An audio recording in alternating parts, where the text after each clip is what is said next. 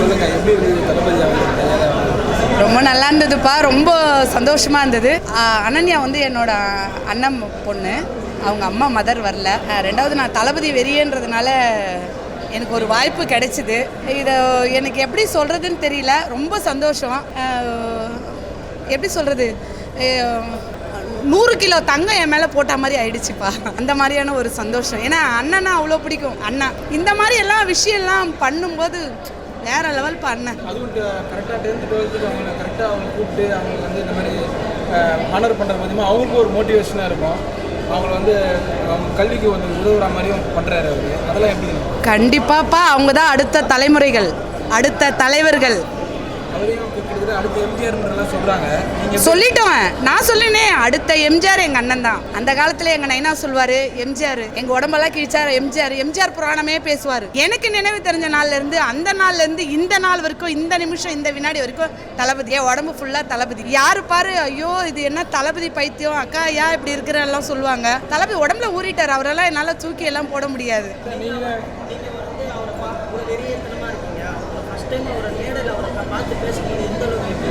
ரொம்ப ஃபஸ்ட்டு குங்க வச்சு பொட்டு வைக்கிறேன்னா போகும்போதே வச்சு விட்டுட்டேன்.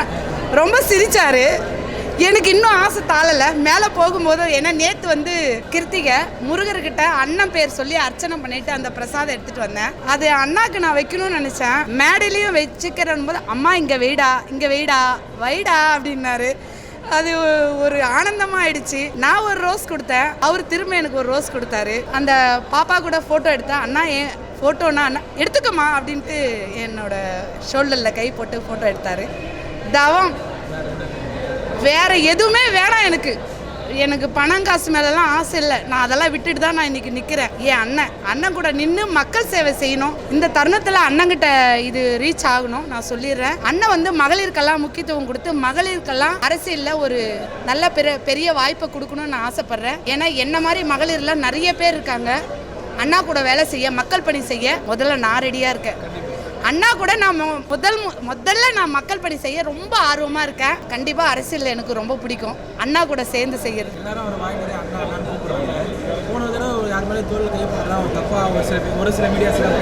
அது கண்ணு தெரியாதவங்க சொன்னாங்கப்பா, கண்ணு தெரியாது அவங்களுக்கு. ஏன்னா பார்க்கணும், ஒருத்தரை கமெண்ட் பண்ணணும்னா நீ முழுசாக பார்க்கணும். நான் கூட 28ஆம் தேதி ஒரு விவாத மேடை ஒன்று வச்சாங்க, சொல்லலாமா?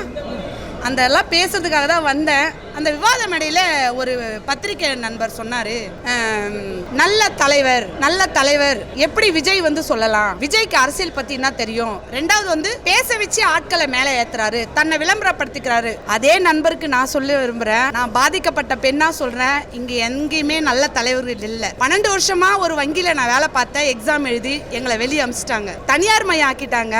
ரோட்டில் நின்னோம், போராடினோம். இத்தனை அரசியல்வாதிகளை நான் பார்த்தேன்னு என்னோட ரெக்கார்டு எல்லாமே நான் வச்சுருக்கேன். முதலமைச்சரை பார்த்தேன், ஒன்றும் வேலைக்கு ஆகல. என் மனுவெல்லாம் குப்பையில், நான் தெருவில். அதே இதில் அண்ணாக்கு என்ன வார்த்தையே இல்லை. அண்ணாக்கு ஒவ்வொரு பிறந்த நாளும் நான் வந்து தனிப்பட்ட முறையில் ஒரு தனி சிங்கிள் லேடியாக மக்கள் இயக்கத்தில் இல்லாமல், ஏன்னா வழி தெரியல எனக்கு மக்கள் இயக்கத்தில் எப்படி போகணுன்னு, சிங்கிள் லேடியாக அண்ணாக்கு நான் நிறைய சர்வீஸ் எல்லாம் பண்ணேன். அந்த சர்வீஸ் இன்னைக்கு என்னை வீண் போக விடலை. அன்னைக்கு உழைச்சேன், இன்னைக்கு மேடை ஏற்றினார். அண்ணா சொல்வார், உழைச்சவங்களை மேடைக்கு ஏற்றணும்னுவார். இன்னைக்கு அண்ணா கூட நின்ட்டா அது போதையா எனக்கு.